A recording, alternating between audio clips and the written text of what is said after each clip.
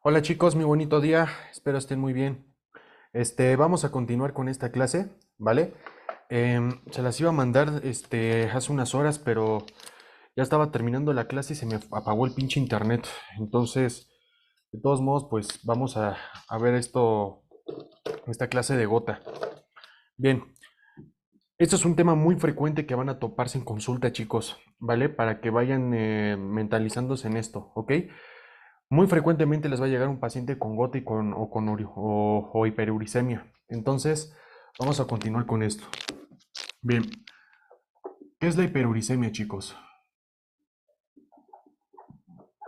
La hiperuricemia es cuando nosotros tenemos niveles elevados de ácido úrico por arriba de 6,8 miligramos sobre decilitro. Ahora, Gerardo, ¿qué es el ácido úrico? Es muy simple. Es el producto de la degradación o de desecho de destrucción de las purinas. ¿Ok? Como cuáles, lo que es la adenina, lo que es la guanina. Ok. Ahora, en base a esto, mis niños, yo puedo encontrar el ácido úrico de dos formas. Una lo puedo encontrar dentro de mi organismo y la otra a través de fuentes alimenticias, ¿vale? A través de fuentes alimenticias y por mi propio organismo. Ya saben principalmente que pues estas se encuentran en el material genético, ¿no? O en el núcleo. Pero aquí lo importante con respecto a la alimentación, pues bueno, con respecto a los alimentos, pues los alimentos que tienen más cantidad de ácido úrico o los que se asocian son, por ejemplo, las carnes rojas o incluso algunos que otros mariscos, por ejemplo, lo que son los camarones, ¿no? Lo que son los camarones. ¿Qué otros alimentos se les asocia que puede generarme incremento de las concentraciones de ácido úrico en el plasma?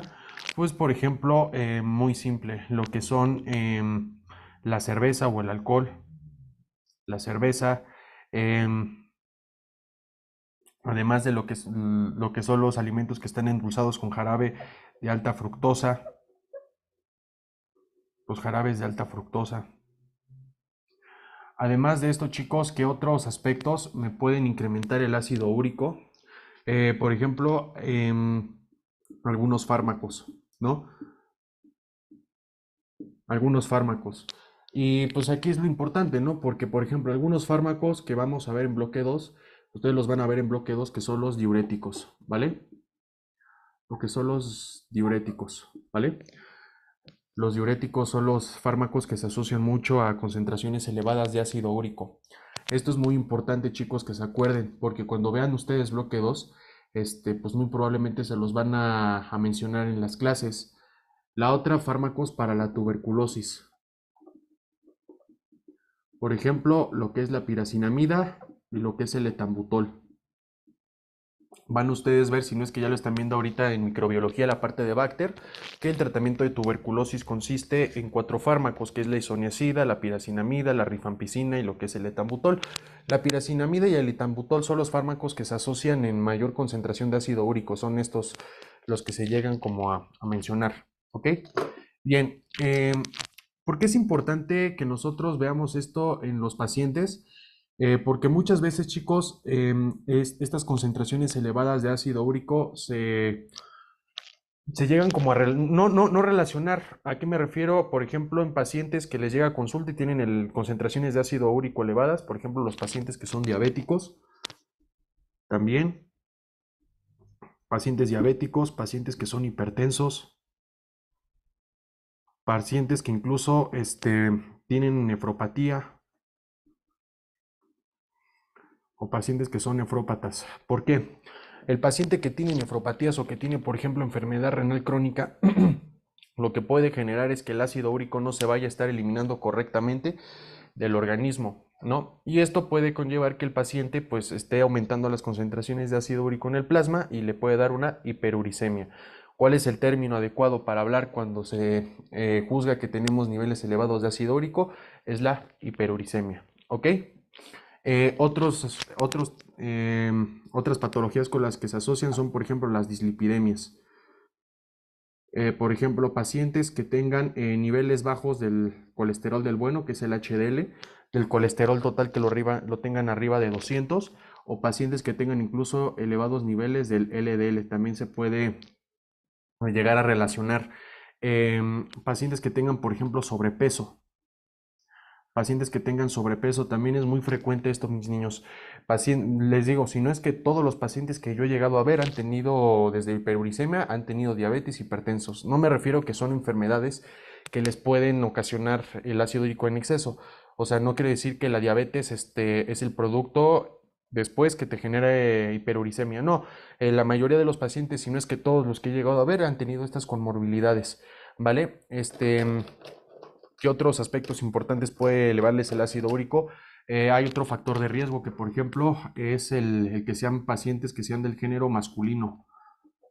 A mí no me quedaba claro esto hasta que tomé un curso de LENAR y nos llegaban a nosotros a mencionar que uno de los factores de riesgo es ser hombre. ¿Por qué? En las mujeres que están en edad reproductiva, como producen mayor cantidad de hormonas, esas hormonas son protectoras para que no desarrollen niveles elevados de ácido úrico. Y hasta nos dijeron, si en el ENARM les llegan a poner, por ejemplo, algún caso de gota o de hiperuricemia, tengan casi por sentado que el caso clínico va a ser de un paciente varón. También se asocia, por ejemplo, en pacientes que tengan arriba de 40, ¿vale? O 50 años. También se llega a estar relacionando esto. Es decir, conforme la persona envejece, es más común que vaya a presentar hiperuricemia, ¿no? También otro factor que puede llegar a desencadenar la hiperuricemia es, y también va del lado de los fármacos que, que les incrementan los niveles de ácido úrico. Por ejemplo, la terapia para el cáncer. Igual, a mí me quedó claro hasta que tomé ese curso para el ENAR y nos comentaban, lo que pasa con la terapia del cáncer es que te va destruyendo las células, te destruye las células, pero casi por parejo.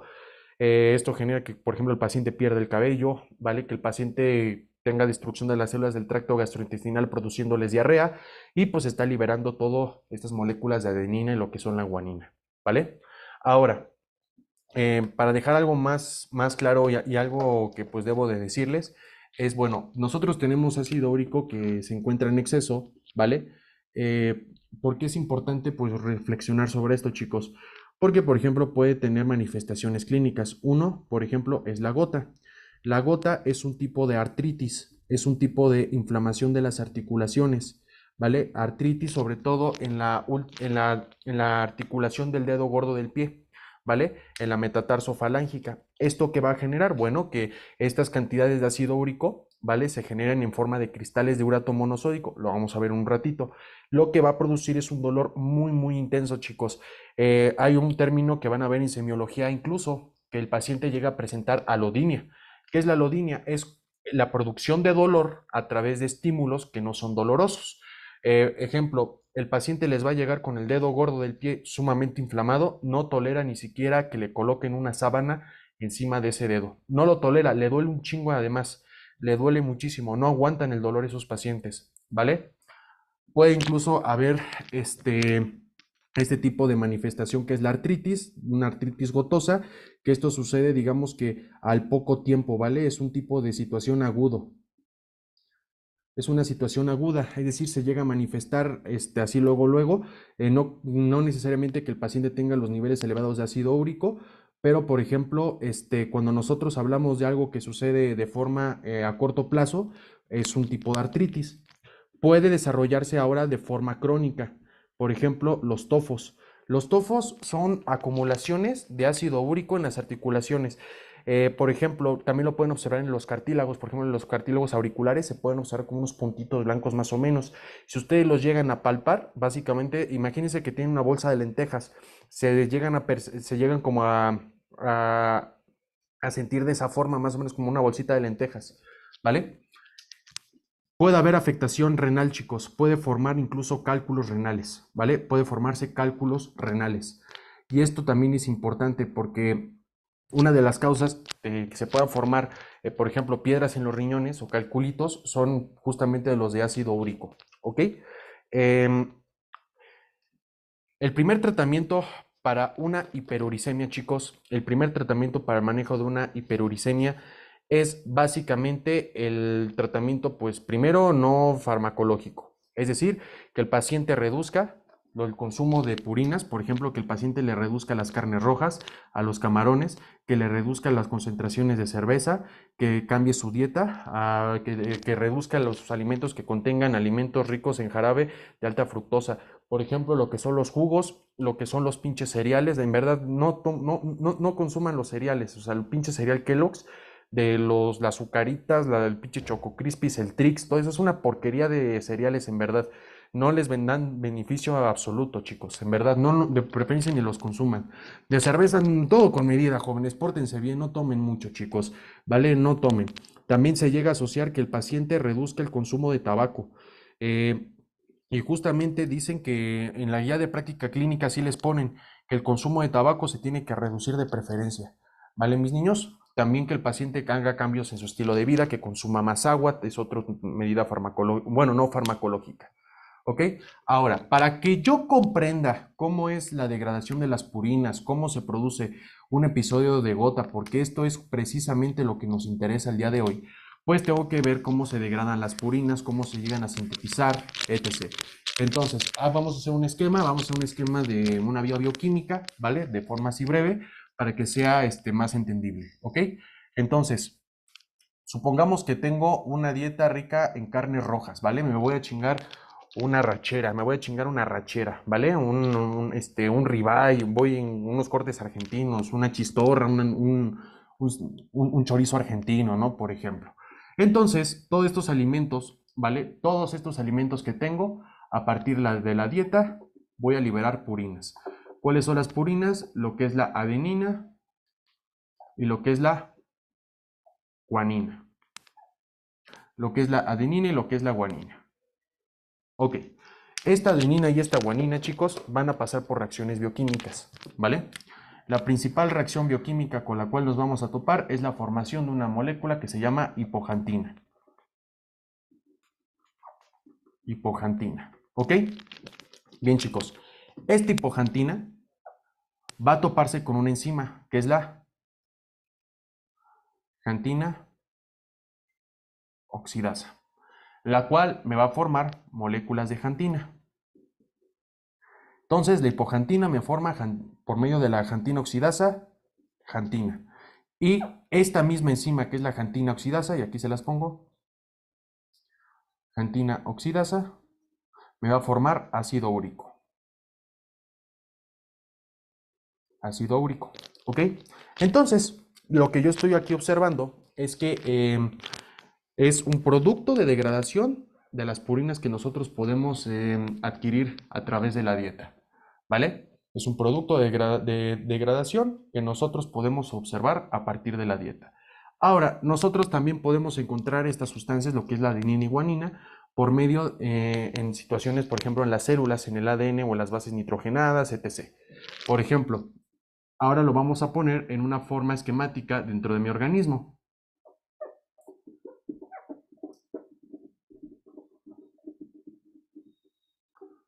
Nosotros tenemos moléculas de lo que es la fosforribosil pirofosfato, la cual va a generar una interacción con las moléculas de glutamina, el cual es un tipo de aminoácido. ¿Vale, mis niños? Esto lo que vamos a estar generando, mis niños, es que se vayan a formar moléculas de ATP y moléculas de GTP. ¿Vale? Moléculas de ATP o de GTP. Y lo que voy a estar formando, por ejemplo, estas moléculas de ATP y estas moléculas de GTP, ¿cómo se llaman? Por ejemplo, tengo la 5-trifosfato de guanosina, las cuales se encuentran en los nucleótidos o en las bases nitrogenadas. Y estas moléculas de ATP las voy a conocer como la trifosfato de adenosina. ¿Ok? Trifosfato de adenosina. ¿Qué es lo que sucederá posteriormente?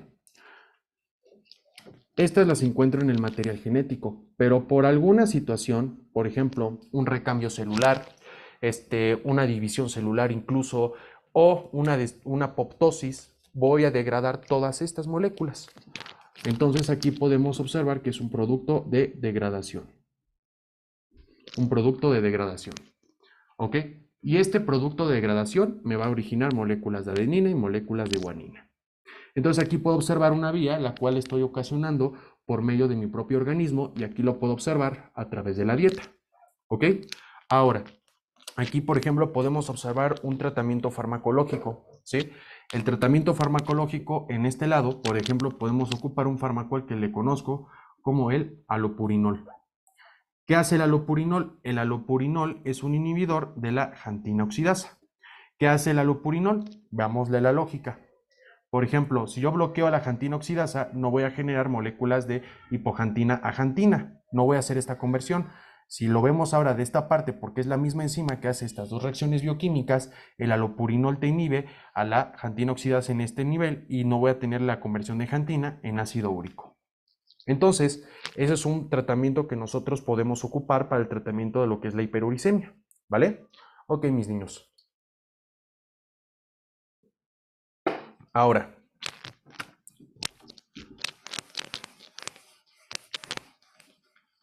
¿qué es lo que vamos a estar viendo? Cuando nosotros tenemos niveles elevados de ácido úrico, ¿vale? El ácido úrico lo voy a poner de color azul. Este ácido úrico tiene una característica esencial. La primera característica es que es una molécula muy poco soluble en plasma. Poco soluble en plasma, ¿vale? Es una sustancia poco soluble en plasma. ¿Esto que genera? Que no se lleve bien con estas regiones del plasma y tampoco, por ejemplo, con el riñón. ¿Qué va a pasar? Que cuando se esté eliminando mucho pinche ácido úrico, se tiende a formar cristales porque es poco soluble. Ahora, voy a dibujar aquí un vaso sanguíneo, ¿vale? Y voy a poner de este lado unas articulaciones.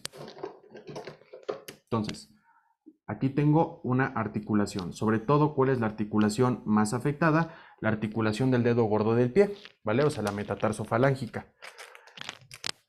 Ahora, ¿qué es lo que va a pasar? Aquí tengo la cápsula articular.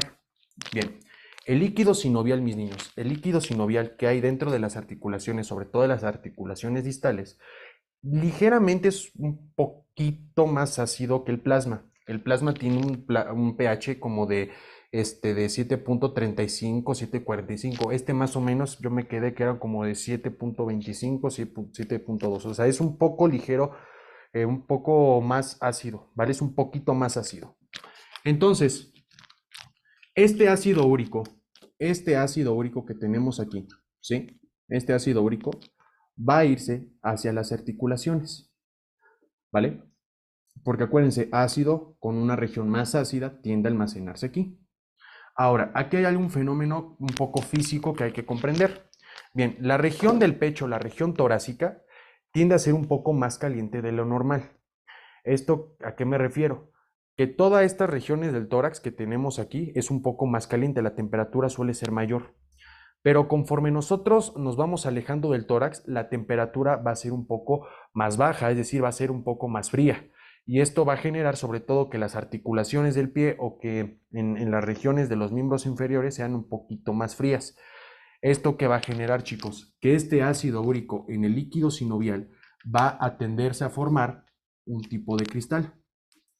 Tipo de cristal.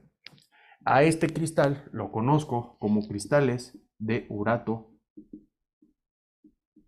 monosódico.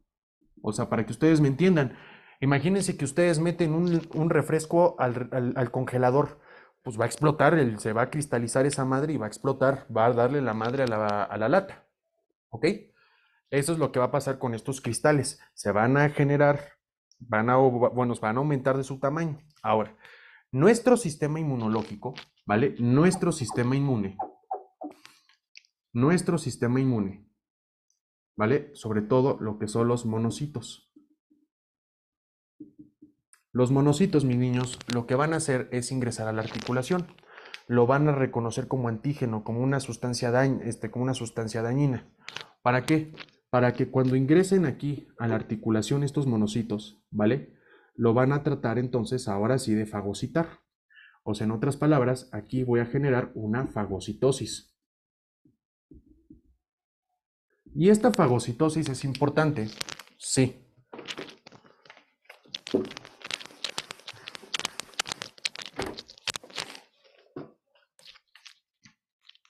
Aquí yo tengo a la célula, ¿vale? Y en la célula me voy a topar con receptores, ¿vale? Estos son unos receptores de tipo TOL. Entonces aquí se los pongo, receptores de tipo TOL.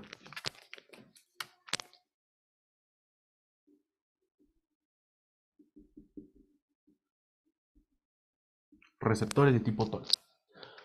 ¿Qué va a pasar? Que estos cristales de urato monosódico van a ser reconocidos. ¿Para qué? Para que se vayan a fagocitar. O sea, el monocito sí se lo vaya a comer. Ahora, esta fagocitosis, chicos, es muy importante. ¿Por qué? Porque va a activarme a un complejo enzimático. Es un complejo enzimático de reacción inmunológica.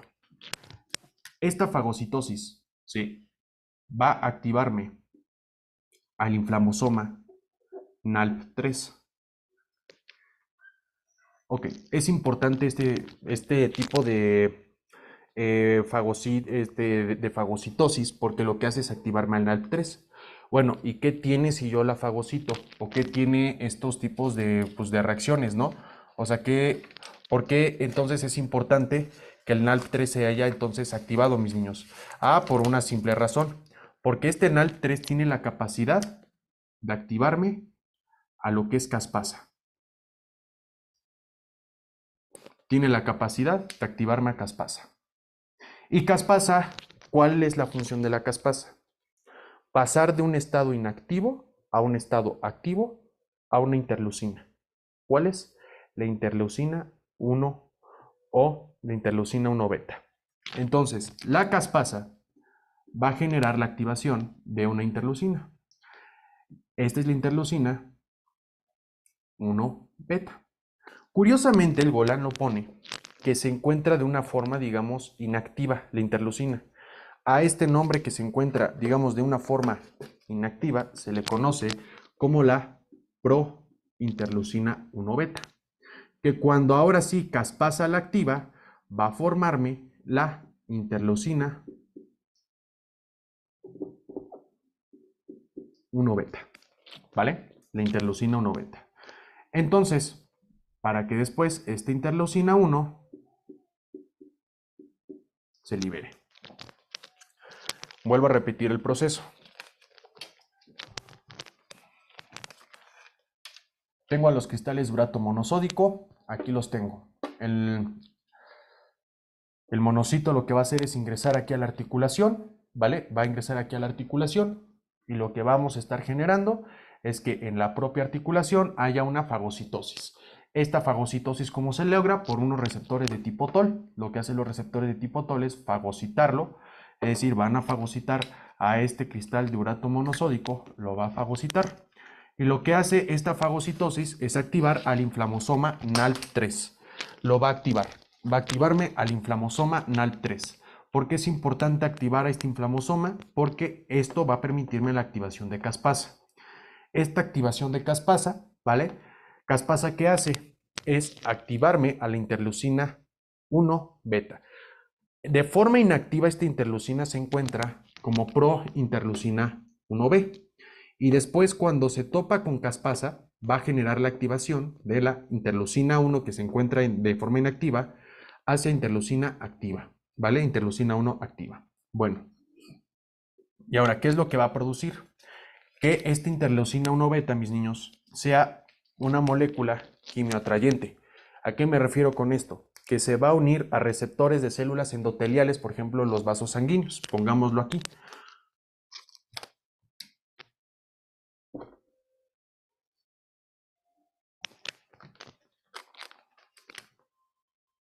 tengo un receptor de interleucina 1, ¿vale? La interleucina 1 se une aquí precisamente, aquí se va a unir. Y esto genera que las células, y aquí les pongo células endoteliales, liberen una interleucina. ¿Cuál es? La interleucina 8. Bien, además, de por sí solito, esta interleucina 1, también la que tenemos aquí, puede atraer a otro tipo de células. Tanto la interleucina 1 y la interleucina 8 pueden atraer a un tipo de células. ¿Cuáles son estas células? Las que nos importan el día de hoy. Son unas células que son muy fregonas para los chingadazos, muy fregonas en verdad. Son los polimorfonucleares o son los neutrófilos. Estos neutrófilos, cuando detectan a esta interleucina 8, ¿vale? ¿Qué es lo que van a hacer? Aquí los tengo en el plasma. Es dirigirse hacia el sitio donde se encuentra el cristal de urato monosódico. Aquí se dirigen. ¿Y qué es lo que va a ocasionar? Pues que los neutrófilos van a liberar un chingo de citocinas como interleucina 1, interleucina 8, etc. Van a liberar interleucinas. Van a liberar incluso enzimas destructivas. Es decir, van a entrarle con todo a tratar de fagocitar los polimorfonucleares aquí al cristal de urato monosódico. Lo van a tratar de fagocitar. ¿Qué esto va a llevar? ¿O qué va a generar a largo plazo? Bueno, a corto plazo más bien. Pues el neutrófilo dice, pues ya, le estamos entrando con todo, ya nos fregamos a este canijo. ¿Ah, sí? Sí, ya nos lo fregamos. Pero dejaste un desmadre en la articulación. Dejaste un desmadre en la articulación. Ah, ¿cómo sí? Porque liberaste enzimas destructivas como proteasas. Generaste una pinche reacción, pero aquí la articulación. ¡Ay! ¡Ay! ¡Ay! Ah, pero pues. Ay, pero todo tranqui, ¿no? Ya lo fagocitamos, ¿no? O sea, sí. Pero el pobre paciente, ¿cómo va a andar? El paciente va a tener un tipo de artritis. Va a tener una inflamación. Va a tener un enrojecimiento. Va a tener un enrojecimiento. Va a tener un dolor. Pero un dolor de aquí que se lo pongo, dolor de aquellos que para qué les cuento, chicos. El paciente definitivamente aguanta una sábana en su dedito. Con decirles eso, chicos, ¿vale? Con decirles. Ahora les voy a enseñar unas imágenes para que ustedes vean, ¿vale?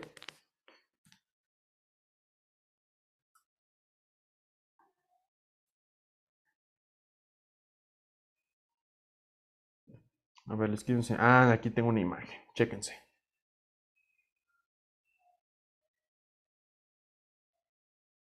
Ahí les va. Chéquense esta imagen. Ahí justamente ustedes están observando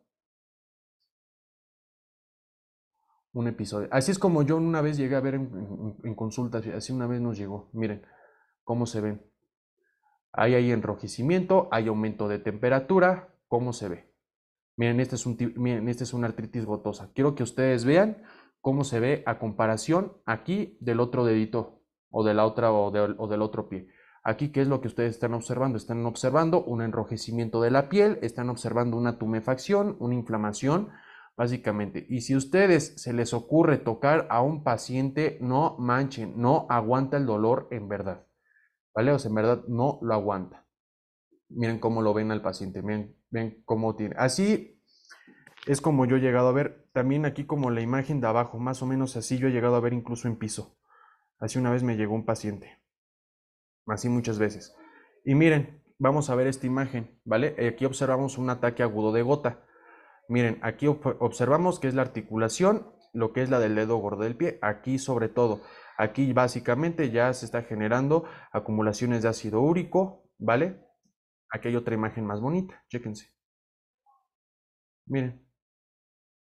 Ahora, Esto sucede, digamos, que en un primer episodio o en un ataque agudo, es decir, en un ataque que sucede a corto plazo.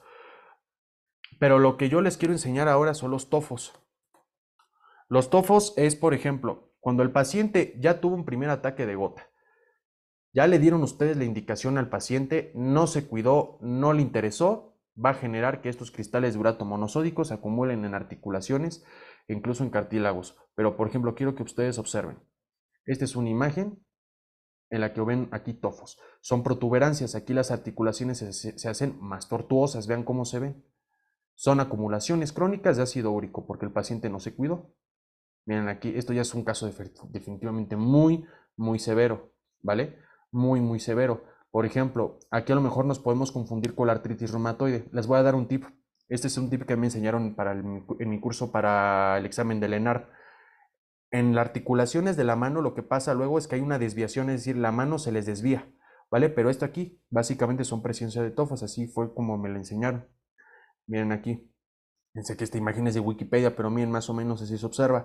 Uno de mis tíos justamente tuvo gota y aquí justamente se le estaba manifestando los codos, ¿vale? Entonces, aquí el cuadro clínico básicamente es un tipo de articulación, es una artritis, ¿sí? Es una artritis que comúnmente es monoarticular, es decir, que se ocasiona en una sola articulación, la mayoría de las veces, en donde hay, por ejemplo, enrojecimiento, hay dolor intenso, ¿vale? El paciente tiene tumefacción, es decir, tiene un agrandamiento, se ve roja la articulación, ¿vale? El paciente presenta un dolor muy intenso, muy severo, ¿ok? Entonces, vamos nosotros ahora a checar cuál es el tratamiento. Habíamos quedado que tenemos tratamiento no farmacológico, que es los cambios de estilo de vida, que el paciente le reduzca la cantidad de purinas de la dieta, que le reduzca el consumo de tabaco, que le reduzca el consumo de alcohol, ¿vale? Por ejemplo, si algunos pacientes tienen gota, no le voy a dar algún pinche fármaco que le pueda ocasionar gota, tengo que buscar otra opción terapéutica. Pero supongamos que tenemos un tratamiento o un ataque, un tratamiento para un ataque agudo, es decir, ay, doctor, me duele un chingo el pie. Le revisan y a huevo que es y a fuerzas es gota, ¿no? A fuerzas es gota. Entonces, ahí les va. Pueden dar incluso lo que son AINES, ¿vale? Los AINES. ¿Cuál es el AINE que yo he visto que los ponen en las guías de práctica clínica? ¿Cuáles son? La indometacina. Indometacina. Es el que ustedes pueden ocupar, indometacina. Solamente que así también los ponen las guías de práctica clínica. Está contraindicado el ocupar un tipo de AINE en pacientes que tengan una colitis, perdón, en pacientes que tengan una úlcera péptica, una úlcera duodenal o que incluso tenga insuficiencia renal el paciente. Está contraindicado. ¿Por qué la indometacina? Pues yo le pregunté esto en el curso del ENARMA al doctor que nos impartió este tema. Me dijo, ah, pues es el que pone la guía de práctica clínica. Ah, qué chingados. Pero cuando leí el Goodman dice lo que hace otro efecto que hace la indometacina, pues además, porque es un AINE, o sea, el AINE es un antiinflamatorio, es un antipirético, o sea, te reduce la temperatura aquí justamente en la articulación, es un antipirético, es un analgésico, además dejen eso, la indometacina es un AINE muy cabrón, chicos, es un AINE muy cabrón, es muy potente. Fuera de que es la indometacina, otro mecanismo que me llamó mucho la atención que dice el Goodman es que, así lo menciona, disminuye la movilización de los polimorfonucleares.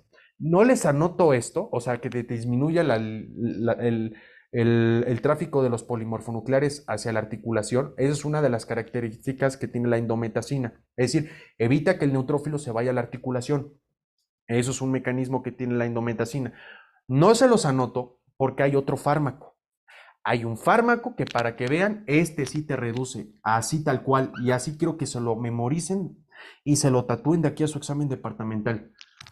Van a dar colchicina. La colchicina es un fármaco que funciona para un ataque agudo de gota.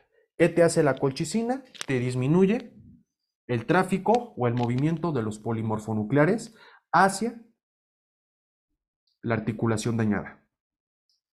Pueden dar colchicina. Ahora, ya dieron la pinche indometacina, ya dieron la colchicina, ya la dieron, ¿sí? Ya lo dieron, ok. Y si el paciente aún así presenta dolor, no le quitaron el dolor, pueden dar ahora sí un glucocorticoide. El que he visto es la prednisona. La prednisona se puede llegar a ocupar. La prednisona, interesante la prednisona, que también se puede dar de forma intraarticular, o sea, directamente a la articulación. Ay, la madre, no me imagino cómo sentiría el paciente tras picarle en la pinche articulación que está dañada. Pueden dar prednisona, es el que yo he visto, el que también se puede llegar a ocupar y el que les ponen luego las GPC, ¿vale? Ahora, vamos a hablar a detalle, pero de una vez les aviso, chicos, este fármaco, lo que es la colchicina, es el que les van a preguntar en su examen departamental. Y para echarle más crema a los tacos, pues aquí tengo las preguntas que han venido, ay, perdón, aquí tengo las preguntas que han venido, así tal cual, en esos exámenes de la colchicina. Ahí les va, señores. Chéquense. Un cafecito y vamos. A ver, el mecanismo que explica el efecto terapéutico de colchicina en la gota es decremento en la movilización de polimorfonucleares hacia la articulación dañada. El mecanismo que explica el efecto terapéutico de colchicina en la gota, decremento en la movilización de los polimorfonucleares hacia la articulación. Simple. No les ponen polimorfonucleares, pues neutrófilos, ¿vale? Ahora, esta fue la que vino en mi primer año que yo di farma. Es el mecanismo útil en el episodio agudo de gota. Es el mecanismo que es útil en el episodio agudo de gota. Inhibición de la polimerización tubular. ¿Por qué les digo polimerización tubular? Porque la colchicina lo que hace es intervenir en la polimerización tubular de los neutrófilos.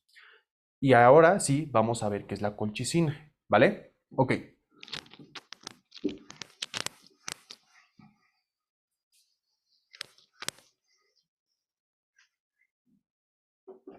Un segundo.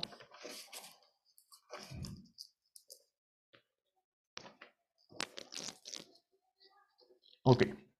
Bien, vamos a hablar sobre lo que es la colchicina, mis niños.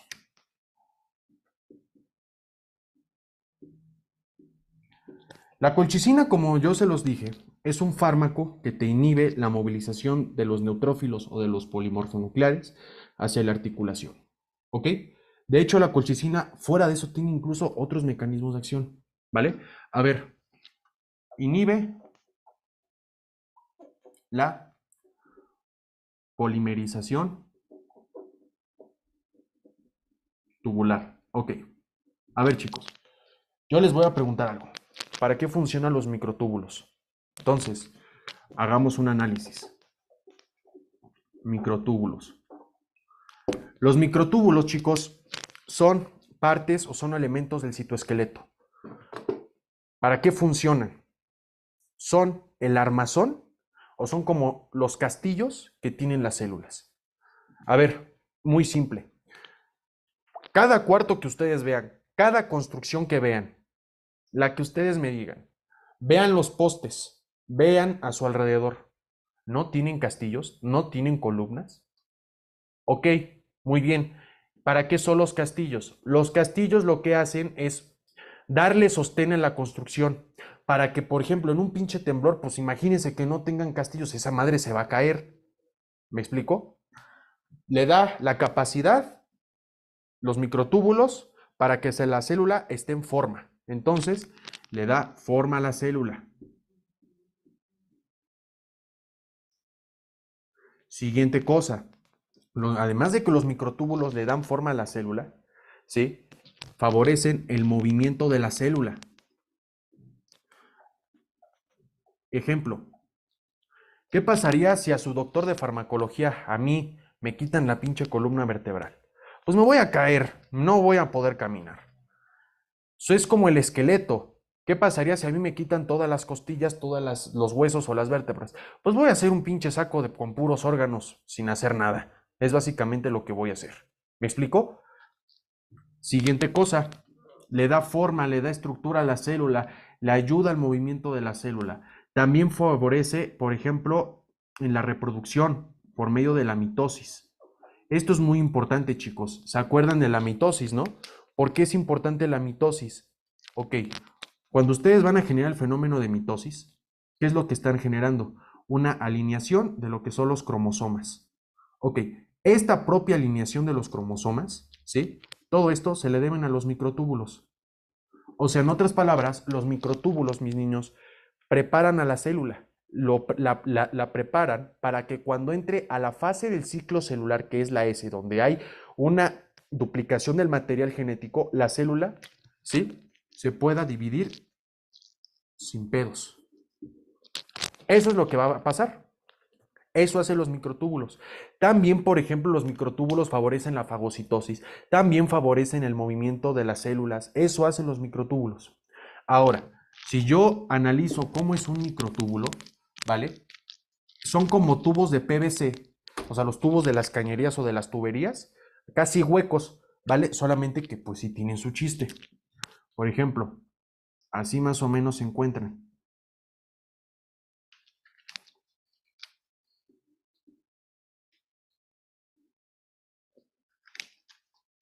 Por algo les pongo colores distintos.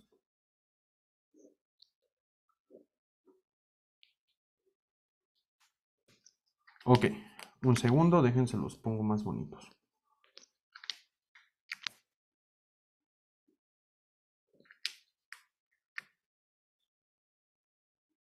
Ok, chéquense. Tienen un anillito de rojo, otro anillito de rojo, otro anillito de rojo. Es como si ustedes tuvieran aquí el dedo y pusieran un anillo rojo, otro anillo azul, un anillo rojo, un anillo, ¿sí? Un anillo, ¿qué nos quedamos? ¿Rojo? Sí, rojo, un anillo azul, un anillo rojo. Lo mismo pasa aquí. Anillito rojo, anillito azul, anillito rojo, anillito azul. Ok. ¿Por qué? Porque si ustedes se fijan, aquí tengo a lo que son dímeros. Es decir, están compuestos por lo que son las tubulinas. Tengo una alfa tubulina y tengo una beta tubulina. Entonces aquí tengo una alfa tubulina y aquí tengo una beta tubulina. Y esto me permite una dimerización. Esto favorece la polimerización tubular. ¿Qué hace colchicina? A colchicina le vale madres. Colchicina te bloquea la polimerización tubular. Entonces, ¿qué hace la colchicina? Evita la polimerización tubular. Evita que los polimorfonucleares se vayan a dirigir hacia la articulación dañada. Evita que los polimorfonucleares puedan liberar incluso sus sustancias, ¿vale? Porque eso es el citoesqueleto. El citoesqueleto es como los huesos, pues, son los huesos de las células, me explico, lo que le dan forma, ¿no? Esto es lo que hace colchicina. Inhibe la polimerización tubular. ¿Ok? Ahora, ¿cuáles son las células, chicos? Las células que, digamos, se ven más afectadas. Las células de recambio rápido. Las células de recambio rápido. Ejemplo, los neutrófilos y lo que es el epitelio gastrointestinal.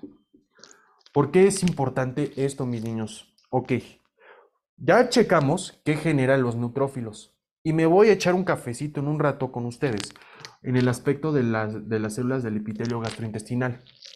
¿Qué es lo que pasa aquí? Que voy a alterar, por ejemplo, la mitosis que puedan generar esas células, la reproducción que generen. A ver, chicos, su epitelio gastrointestinal, todo su epitelio, ¿qué pasaría si ustedes afectan a los microtúbulos a nivel intestinal? De todas las células epiteliales. ¿Para qué funcionan? Por ejemplo, una, el movimiento de las sustancias, la absorción de nutrientes. Si ustedes alteran el movimiento, por ejemplo, de los cilios, el movimiento de esos tipos de células, que afecten la reproducción, que afecten cómo se mueven, cómo se dividen, ¿qué va a pasar a nivel gastrointestinal? Pues imagínense que no absorban nutrientes. Les va a dar incluso algo que se quejan mucho los pacientes, es una pinche diarrea va a generarles a estos pacientes. ¿Sí? Malestares gastrointestinales muy severos. Si no se intercambian, chicos, la célula se va a echar a perder tarde o que temprano y no va a haber un recambio celular. Y súmele que si al paciente le dan un AINE que genera desde úlceras gastrointestinales, pues aquí la situación está peor. Yo, al ver eso, yo le pregunté a este doctor que me dio esta clase de LENAR, yo le pregunté, oiga, doc, ¿no le vas a generar una lesión a estos pacientes? Me dijo, pues sí, pero no se las vas a dar de forma crónica la pinche colchicina, se ocupa para evitar una pinche crisis. Perdón, se evita para un ataque agudo. Cuando al momento el paciente te llegue con el dolor, se ocupa la colchicina, ¿vale? Para prevenir un ataque agudo, esta es la pregunta, bueno, esta es la frase que quiero decirles, podemos ocupar el alopurinol, que ahorita voy a aventarme otro cafecito con el alopurinol. Pero a lo que voy, un ataque agudo, colchicina. ¿Qué hace la colchicina? Te inhibe la polimerización tubular, ¿vale? Evita que la célula se reproduzca, que la célula se mueva hacia la articulación dañada. Ok. Otro mecanismo de acción que tiene la colchicina es, ¿ven el esquema que les puse donde donde está la fagocitosis? Ok. Ocupen ese esquema, no hagan otro esquema, ocupen el mismo. ¿Se acuerdan qué sucedía? El cristal de urato monosódico se fagocitaba. Esto lo que va a generar es una activación o se genera el complejo del NALF3 para que el NALF3 me vaya a ¿qué? Activar a lo que es la caspasa, de tenerla inactiva. El NALF3 lo que hace es activarla. Activo a caspasa. ¿Para qué? Para que la interleucina 1 beta que se encuentra inactiva se vaya a activar. Esto hace caspasa. Repito de nuevo, la fagocitosis te estimula o te favorece o te activa al NALF3, el cual te va a estimular a caspasa. Te estimula caspasa y la caspasa sí va a activarte a lo que es la interleucina 1 beta, a la interleucina 1. ¿Ok? Lo que hace la colchicina, otro mecanismo que tiene, es que te limita la activación del NALF3. Te disminuye la activación del NALF3. Y si yo no tengo NALF3, no voy a tener la activación de caspasa y no voy a generar la activación de la interleucina 1. Entonces, ahí observamos, anótenle señores, que lo que hace también la colchicina es limitarte la activación de NALF3. Y esto genera, chicos, que ustedes vayan a tener disminuciones de la interleucina 1, beta e incluso interleucina 8. ¿Por qué interleucina 8? Porque también los polimorfonucleares, ¿vale? También se ven incluso afectados porque los polimorfonucleares también pueden llegar a liberar interleucina 8, ¿vale? Pueden llegar a liberar interleucina 8. También, chicos, este fenómeno tanto sucede en monocitos, también sucede en neutrófilos también, ¿vale? Este proceso que les estoy ejemplificando también sucede en neutrófilos, también sucede en monocitos, ¿vale? Ok, ahora,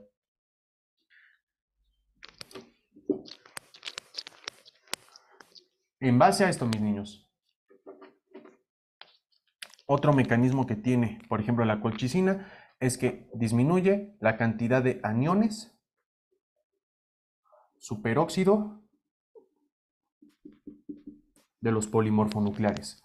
Todas estas enzimas, todos estos aniones destruyen y pueden generar dolor en la articulación. Esto es otro mecanismo que tiene la colchicina, ¿vale? Esto es principalmente el mecanismo que tiene la colchicina, ¿vale? Otro ejemplo, como yo les dije que va de la mano con la formación de los microtúbulos, evita la formación o la dimerización y también la polimerización tubular. Tiene también, por ejemplo, lo que es inhibe la formación del uso mitótico. ¿Por qué? Porque les dije que los microtúbulos favorecían que los cromosomas se estén alineando. Cada microtúbulo es como un castillito que alinea los cromosomas. Ya no se va a formar el uso mitótico si yo interfiero con la formación de los microtúbulos, ¿vale? Ok, esto chicos, de aquí colchicina va a venir, créanme, va a venir.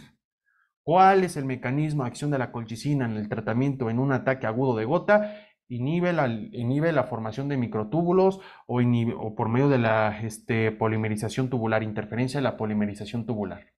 ¿Ok? Muy bien.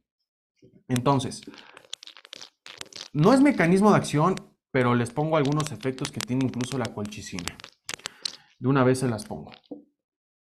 El primero es que el paciente lo que le hace la colchicina en los pacientes puede disminuir la secreción de insulina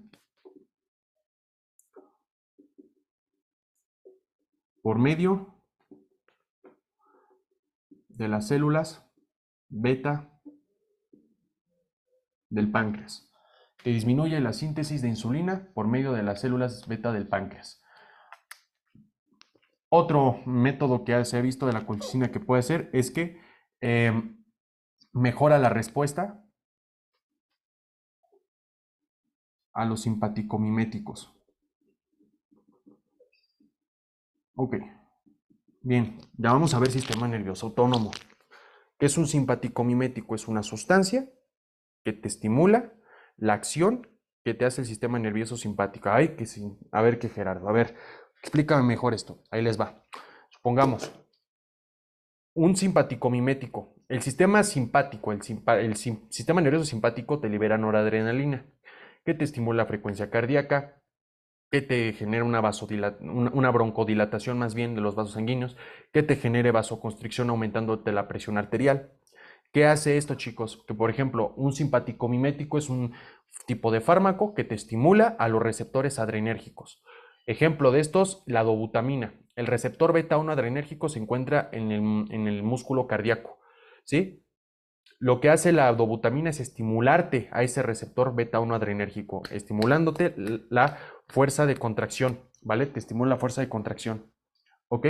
Entonces, quedamos que mejora la respuesta a los simpaticomiméticos, ¿vale? También tiene mecanismos, sobre todo, que te obstruye vasos sanguíneos, ¿vale? Otro fenómeno que tiene también la colchicina es que te disminuye la temperatura corporal, ¿vale? Ok, y ya para terminar, te disminuye la liberación de histamina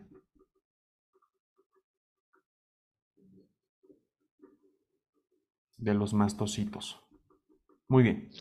Entonces, estos mecanismos, si les sirven, anótenlos, ¿vale?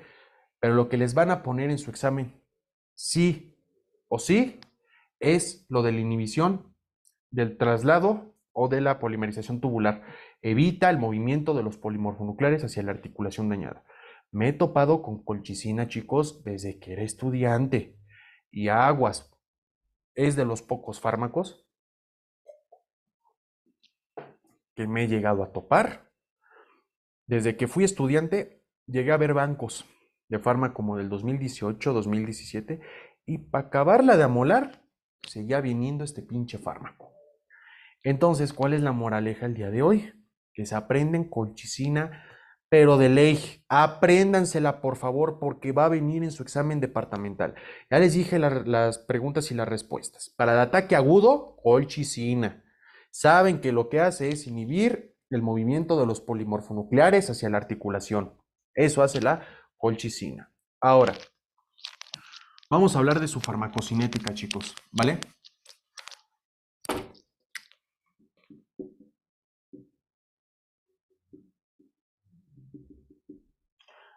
Farmacocinética de la colchicina.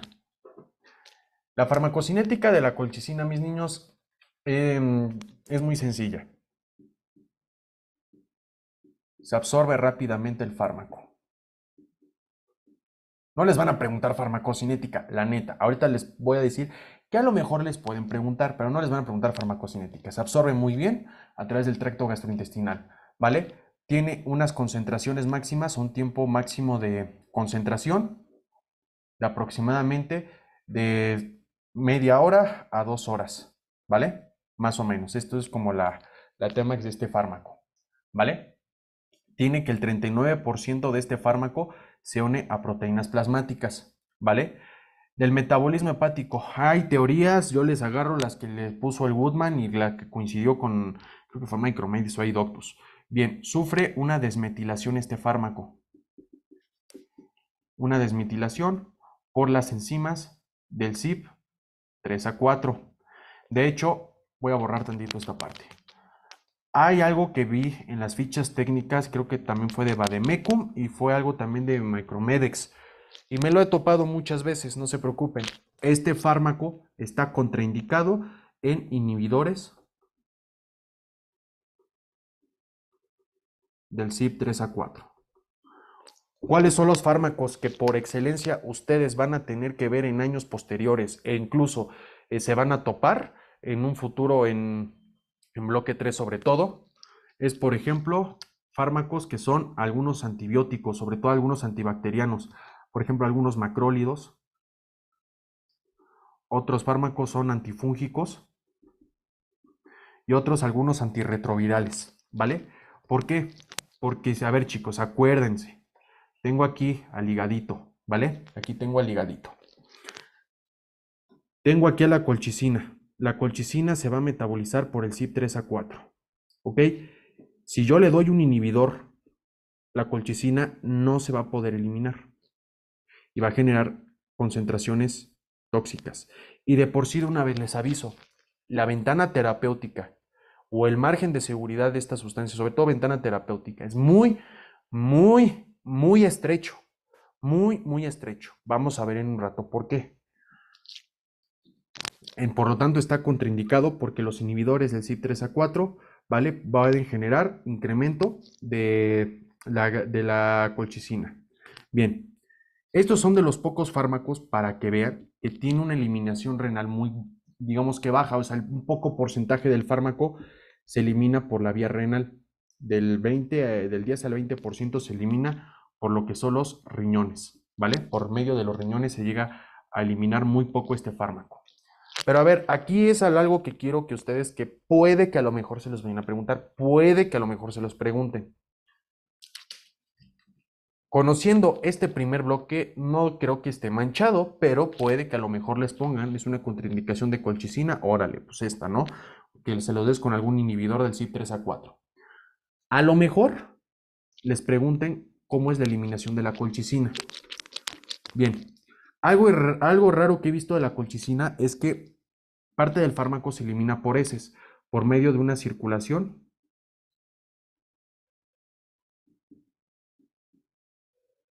hepática.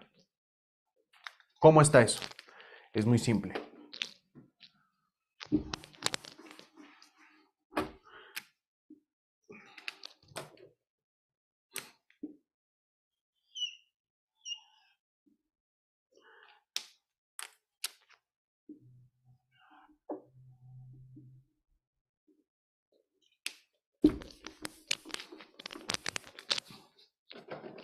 Un segundito, nada más dejen busco otro plumón.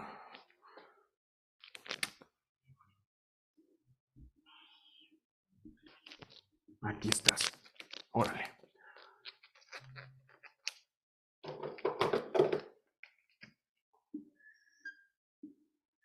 Ok, bien. Ya la colchicina entra al hígado, se metaboliza. Entonces aquí les pongo la colchicina.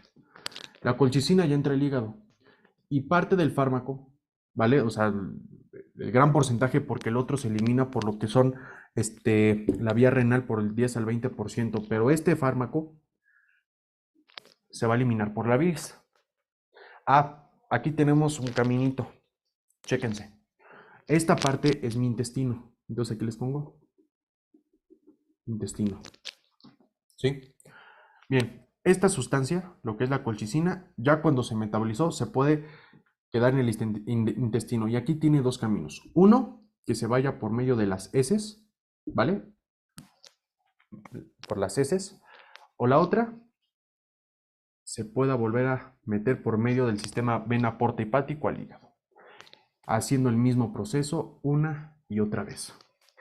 Lo que muchos asocian y lo que yo he visto pequeños en los efectos adversos gastrointestinales de la colchicina es que cuando se genera este ciclo constantemente, sobre todo si el paciente es un paciente hepatópata que tiene un daño, por ejemplo, hepático, que no lo elimine es a la colchicina, porque no lo va a poder eliminar por la bilis.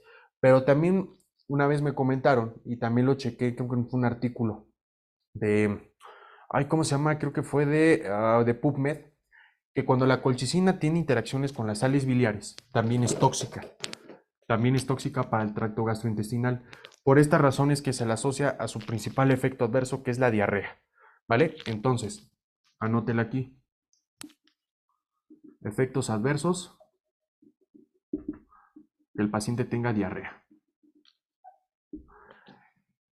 También ustedes, cuando vayan a ver los fármacos para el cáncer o fármacos antineoplásicos, que justamente intervienen con la formación de los microtúbulos, se asocian mucho con la diarrea, porque estos tipos de fármaco te afectan también a la parte intestinal. Pero por si ustedes lo quieren anotar, órale, ¿vale? Siguiente cosa, la colchicina es un fármaco que puede ser un mielosupresor.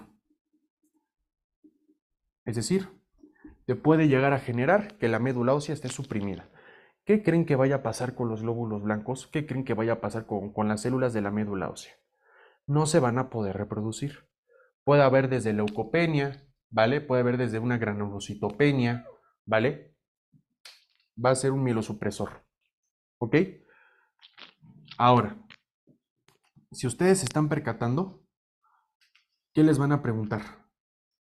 El movimiento de la colchicina que hace el ciclo enteropático puede que venga en su examen. Puede. Yo le calculo, conociendo al que hace el examen departamental, yo le pongan ustedes un 30% que se los pongan.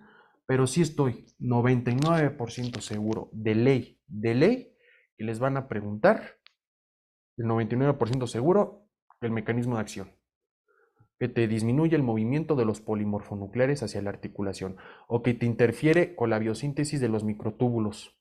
Es muy común. Entonces quedamos que para el tratamiento agudo de gota, colchicina, AINE para disminuir la inflamación, el dolor. ¿Cuál es? La indometacina. Si no cede con el AINE el dolor o la inflamación, puedes dar la prednisona de forma intraarticular. Cuando vean o cuando estén ya en niveles más avanzados, por ejemplo en especialidad, a eso se le conoce como resistencia a los AINES. Es decir, que el paciente, a pesar de que ya le diste el AINE, ¿sí? A pesar de que ya le diste el AINE, este paciente no presenta mejoría, pues ahí sí puedes ocupar un esteroide, ¿vale? Entonces, así con esto de la colchicina, hasta aquí le dejamos, mis niños, ¿vale? Bien, el segundo. Este fármaco, para que vean, no lo he visto en el DEPA, el alopurinol. No lo he visto, de todos modos se los explico. No he visto alopurinol en un DEPA. De Pharma nunca he visto alopurinol. Pero de todos modos me interesa mucho darles este tema de alopurinol a pesar, por una, porque es mi chamba y la otra, porque de a huevo necesito que les quede esto claro. Yo les dije que cuando ustedes tienen niveles de ácido úrico arriba de 6.8 miligramos sobre decilitro, ¿sí? Es hiperuricemia.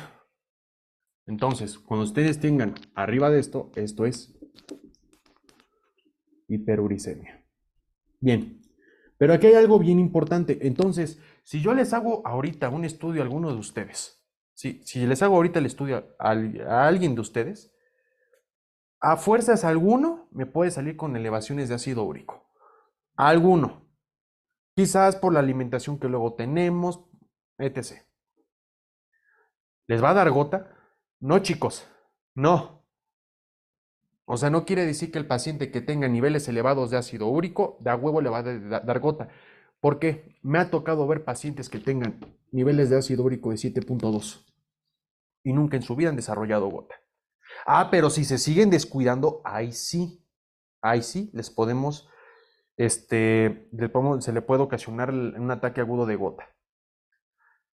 Hay veces en las que, por ejemplo, una vez me tocó ver una señora, no una señora, un señor como de 60 años, tenía ácido úrico como de 7.4, 7.3 más o menos, y yo pensaba justamente eso, pues le tienen que dar gota, ya le habrá dado gota. Señor, ¿a usted le habrá dado gota? No, doctor, nunca me ha dado, nunca. Ok, ¿qué es lo que pasa? El alopurinol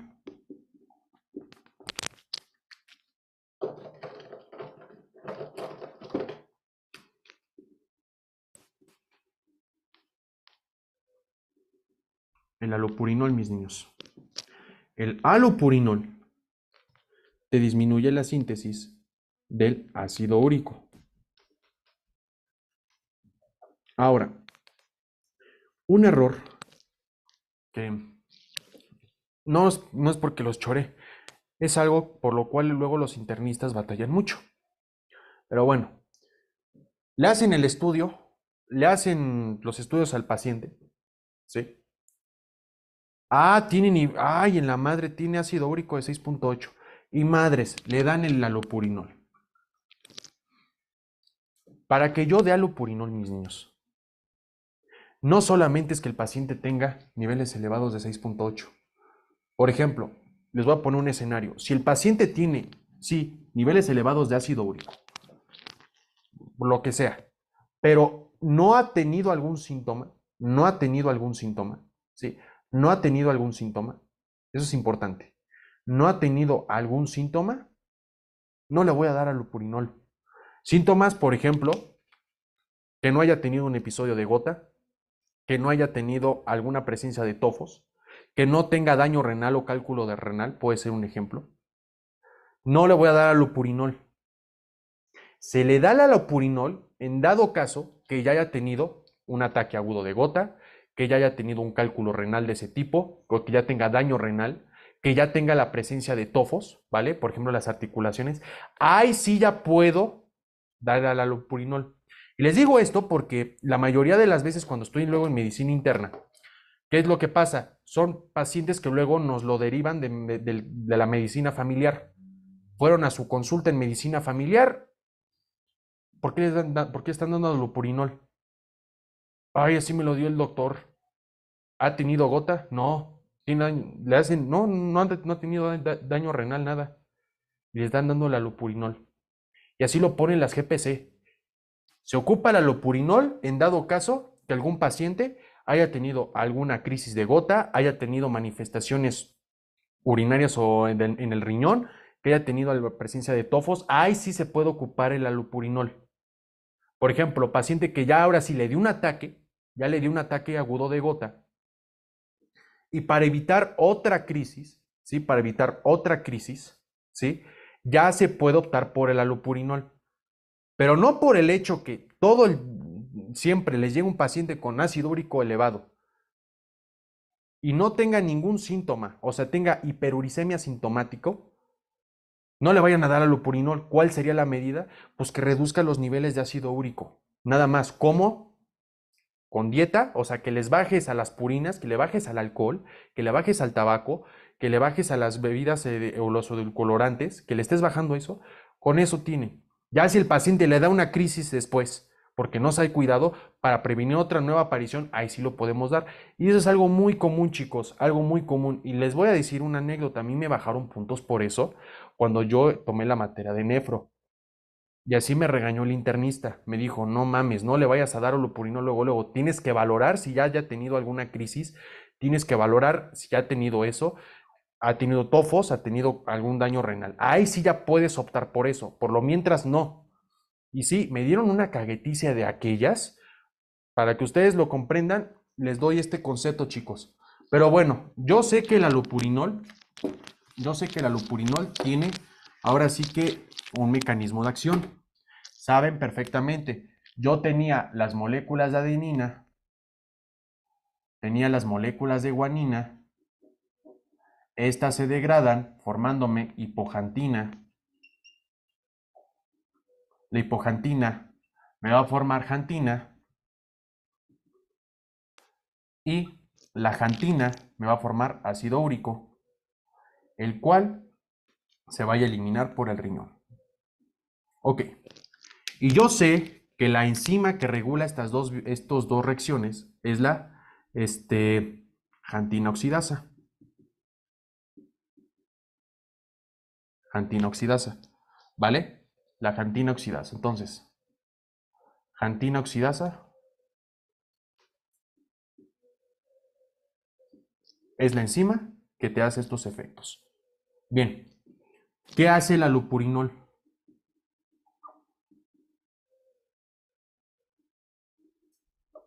El allopurinol te bloquea a la xantina oxidasa. Te bloquea desde de la función o la formación de hipoxantina a xantina. ¿Sí? Y también el paso de xantina en ácido úrico. Algo bien importante, chicos. Antes yo les explicaba esto, pero con palitos y bolitas en la parte química, pero no nos gustó hace un año. Se los explico de una vez de forma muy sencilla. El alopurinol, chicos, y así escríbanlo, el alopurinol es un análogo, ¿vale? Es un análogo de la hipoxantina. Es un análogo de la hipoxantina. ¿A qué me refiero con esto? que es una molécula muy similar a hipoxantina, muy similar. O sea, como, ¿se acuerdan como los glucocorticoides y el cortisol? Que son muy pinches similares y que me agarran a mí la lela y ni sé cuál es cuál. Lo mismo pasa aquí. Es un análogo de la hipoxantina. Ok. El alopurinol, así solito, es capaz de inhibirme a la xantina oxidasa. Pero hay algo bien interesante que les quiero que les quede claro. De por sí solo puede hacerlo. Así solito lo puede hacer. Pero, al ser una molécula casi idéntica a la pinche hipoxantina, puede generar una reacción con la xantina oxidasa. ¿Cómo está esto? Sí, chicos, como es muy similar como con la xantina oxidasa lo va a confundir también. Y también, chicos, cuando interacciona con la xantina oxidasa, me puede formar el metabolito activo. Este metabolito activo es el oxipurinol. Ok. El Golan dice esto, que el alopurinol de a huevo tiene que pasar por la xantina oxidasa para pasar a oxipurinol. Porque ahora sí el oxipurinol es capaz de bloquearte a la xantina oxidasa. Es lo que hace. Entonces, pero el Goodman dice, ni madres, tanto el alopurinol así solito, tanto el alopurinol y el oxipurinol pueden hacer ambas reacciones, pueden inhibir. Yo la neta le voy a Goodman, la neta le voy a Goodman, honestamente. Vuelvo a repetir el proceso. El alopurinol es un análogo, ¿vale? Es un análogo de la hipoxantina. Es decir, es muy similar a lo que es hipoxantina, muy similar, ¿sí?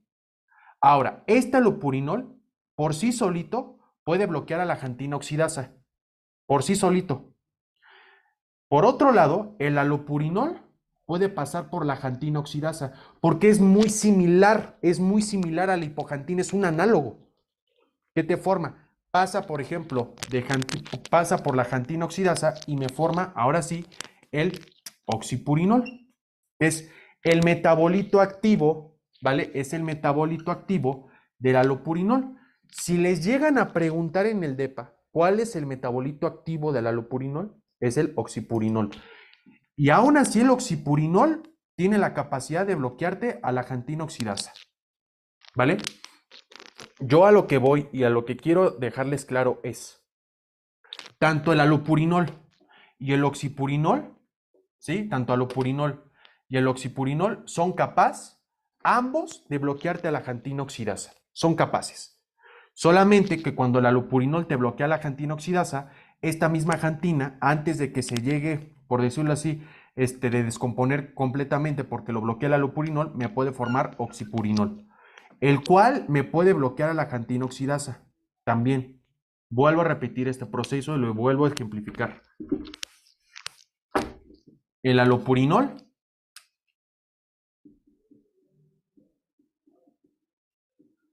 es un análogo de la hipoxantina. Es un análogo de la hipoxantina, ¿ok?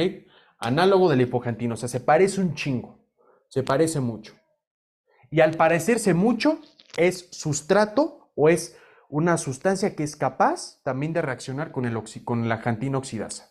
Ok, entonces, les dije, voy a ponerlo aquí. Una, el alopurinol te puede bloquear a la xantina oxidasa.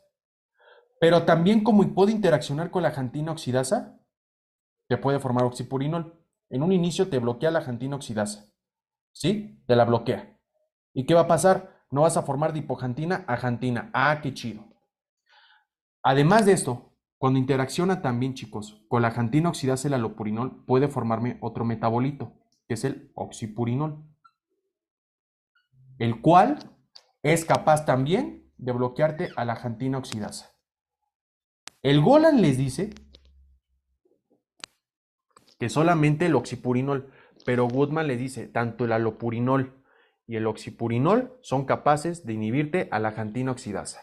Vuelvo a repetir esto las veces que sea necesario. Tengo adenina, guanina, hipoxantina, después xantina y después ácido úrico, el cual se elimina por riñón.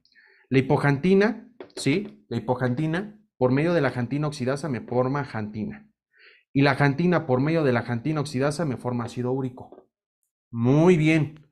Entonces, ¿qué hace el alopurinol? El alopurinol te bloquea a la xantina oxidasa. Te la bloquea para que no produzcas ácido úrico. Para que no produzcas ácido úrico. Y aquí lo pongo. Vientos.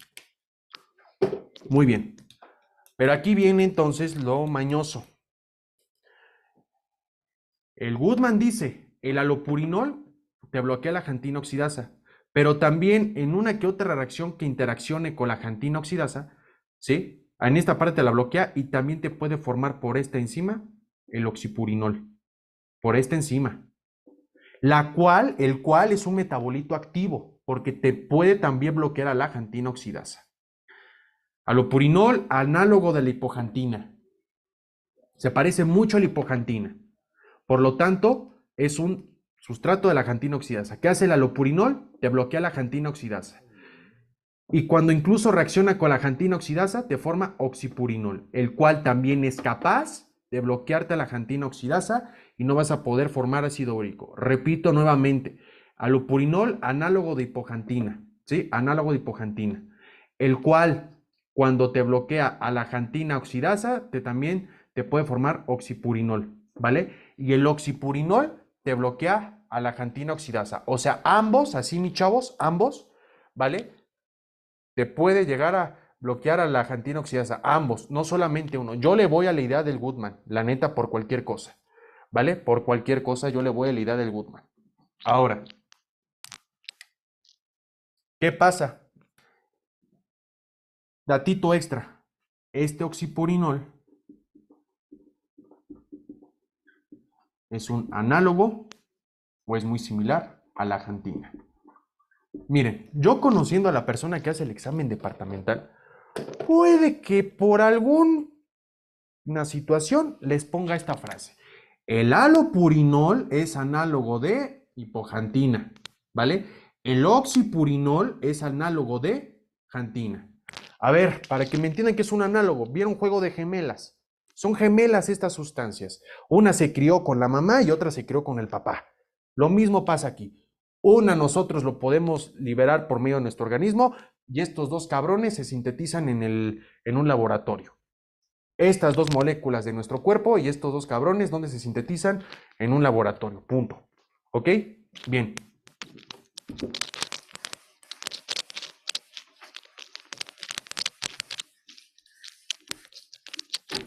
Entonces, quedamos que el alopurinol, ¿vale? El alopurinol es un inhibidor de la xantina oxidasa. Lo que va a hacer básicamente es disminuirte los niveles del ácido úrico. Esto que genera, vean la vía, van a tener niveles elevados de hipoxantina porque no la vas a metabolizar y vas a tener niveles elevados de xantina. Entonces, ¿cómo estarían los niveles de xantina y de hipoxantina? Pues van a estar elevados. ¿Y eso es malo? No, no tanto, ¿por qué? Porque estos, la ventaja es que sí se pueden eliminar. Estos, para que vean, sí son solubles en el agua, ¿vale? Estos sí se pueden eliminar en el riñón, ¿vale? Bien. Entonces, Gerardo, tú me dices que el alopurinol me forma por la xantina oxidasa. Por esta xantina oxidasa me forma oxipurinol. ¿Es un profármaco? Miren, yo a la neta le voy que sí. Pero hace un año me tocó incluso ver un profesor de farma. Yo tuve un grupo de alumnos, sí, que la mayoría eran de un mismo grupo. Y cuando les dijeron eso a su profesor, el profesor se las puso mal en un examen. Miren, yo la neta, yo le voy que si es un profármaco, pues porque genera un metabolito activo, genera un metabolito activo, ¿vale? Genera un metabolito activo. Y resulta que un profesor les dijo que no. Pero por cualquier cosa, no me hagan caso a mí, ¿vale? No me hagan caso a mí, váyanse con la bibliografía. Yo, en mi punto de vista, sí es un profármaco, ¿ok? Porque te genera el oxipurinol, ¿vale? Muy bien, chicos. Ok, entonces, ¿para qué funciona esto? Porque facilita la disolución de los tofos. O sea, ya tienen ustedes aquí la articulación y ya tienen un chingo de tofos aquí. Ya tienen un buen de tofos aquí, por ejemplo. Por esa razón, cuídense mucho, chicos. No tomen todo con medida, jóvenes. ¿Vale? Cuídense mucho la salud. Coman bien. Ya tienen muchos tofos. Como voy a reducir el ácido úrico, estos tofos se van a disolver, se van a descomponer. Y va a ser más fácil que se vayan. Va a ser más fácil que se vayan. ¿Vale? Por ejemplo, también lo que evita la aparición de nefropatía. O sea, te evita que el paciente vaya a tener un problema renal. Es lo que hace, porque evita la síntesis de ácido úrico. ¿Vale? Ahora, va a sonar bien raro esto, chicos, pero ahí les va. Cuando ustedes disminuyen el ácido úrico, esto pasa cuando dan luego el pinche alopurinol de forma indiscriminada. Paciente con 6.8 sin que tenga algún ataque, alopurinol, órale. ¿Qué pasa? Lógicamente le vas a bajar el ácido úrico. Y aquí les pongo otros tejidos. En otros tejidos, chicos, va a haber incluso reservas de ácido úrico. En esos tejidos, ¿sí?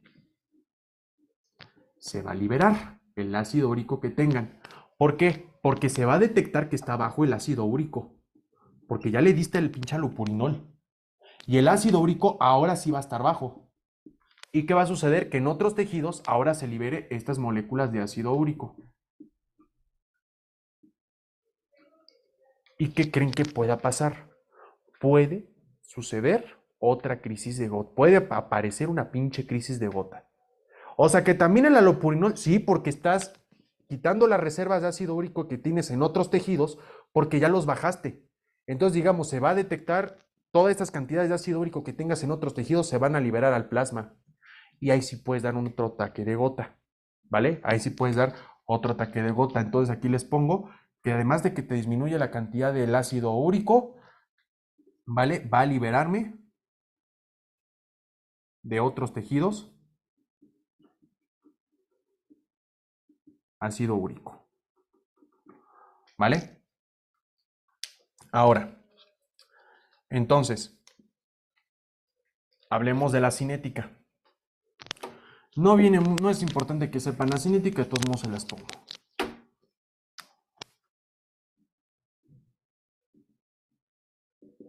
¿Vale? Bien, cuando se administra de forma oral, este fármaco se absorbe con rapidez. Se absorbe con rapidez.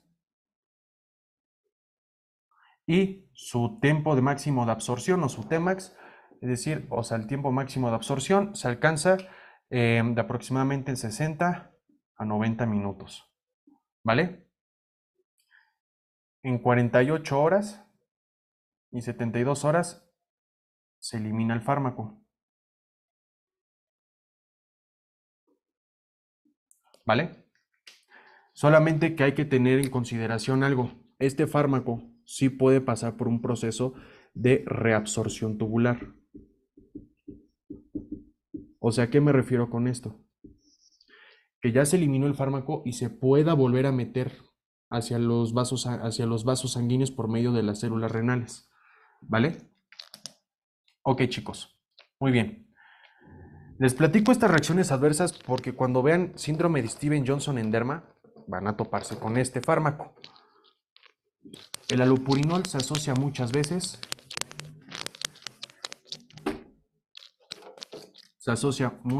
el alopurinol a lo que es un síndrome de Steven-Johnson. Cualquier fármaco te puede producir este síndrome, Pero cuando ustedes lleven derma, van a ver ustedes un capítulo o un tema, cuando lleven en el hospital que estén, que muchas veces, cuando los fármacos llegan a producir síndrome de Steven-Johnson y después puede producir una necrólisis epidérmica tóxica. ¿A qué me refiero con esto? Que es básicamente cuando los segmentos de la piel se te empiezan a caer como en forma de pellejos. Se te llega a caer, o sea, no van a decir que estoy bien loco, pero sí me ha tocado ver un síndrome de Steven-Johnson. También, por ejemplo, eso es un síndrome de Steven-Johnson. Cuando progresa, es una pinche necrólisis epidérmica tóxica. Después, ¿qué va a pasar? Cuando vean ustedes bloque 2 de farma, van a ver lo que son los anticonvulsivos, lo que es carbamazepina, la motrigina, el ácido valproico, también van a toparse con la fenitoína. Muchos de estos fármacos asocian también un síndrome de Steven-Johnson, ¿vale? Ahora, no creo que se los pregunten, pero por cualquier cosa les pongo una de la indicación que se ocupa para la lupurinol. Resulta que hay un síndrome, chicos, en donde el pinche ácido úrico está muy elevado, que es el síndrome de Lesch-Nyhan, ¿vale? Este tipo de síndrome se asocia muchísimo cuando el ácido úrico esté elevado por aspectos enzimáticos. No nos compete en eso porque sería muy extensa la clase, sería muy extensa. Pero la verdad, cualquier cosa que les lleguen a preguntar es una indicación de alopurinol y pongan, pues para prevenir un ataque de gota, órale, puede ser. Para prevenir una nefrolitiasis, órale, también puede ser, siempre y cuando ya haya tenido el paciente eso, para disolucionar bueno, para eliminar los tofos que tiene de las articulaciones también. Pero hay algo bien importante, chicos, bien importante. Si les llegan a poner esta del síndrome de Lesch-Nyhan, alopurinol, ¿vale, chicos? El alopurinol, ¿ok? Y de reacciones adversas, ¿cuál puede dar? El síndrome de Steven-Johnson, se asocia mucho, ¿ok? No les quiero meter mucho de esto.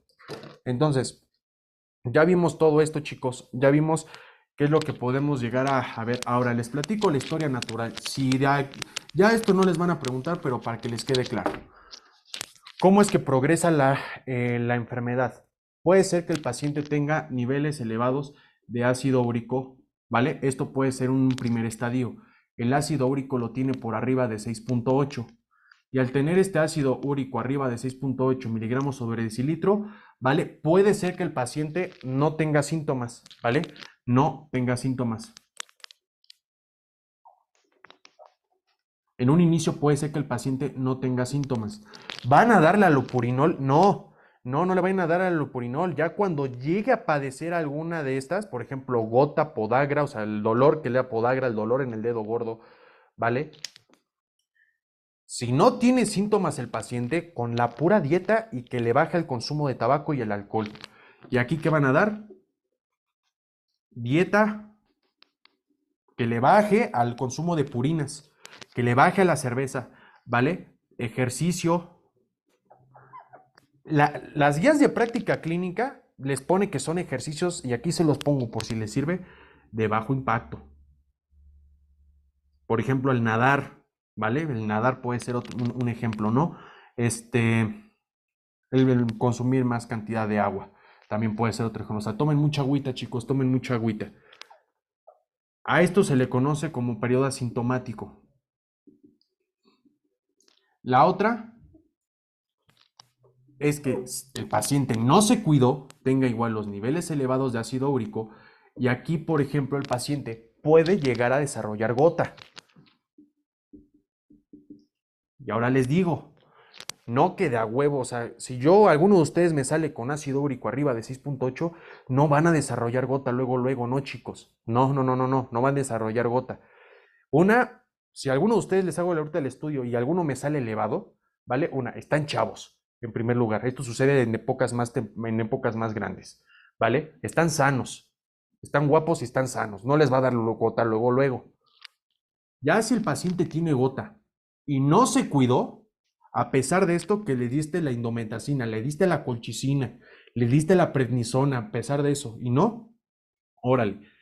Entonces quedamos que en el tratamiento de gota, ya cuando hay una gota, colchicina en un ataque agudo, colchicina, indometacina, que es el LAINE.